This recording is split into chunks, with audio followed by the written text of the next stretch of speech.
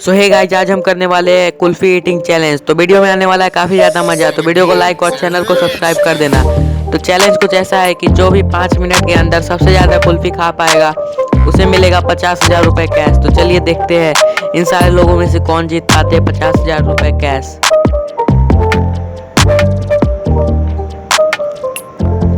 और सारे लोगों ने कुल्फी खाना शुरू कर दिया है।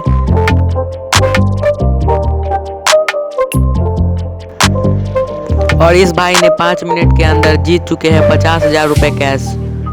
और कमेंट में हमें ज़रूर बताना कि अगर आप वहाँ होते तो क्या जीत पाते या फिर नहीं।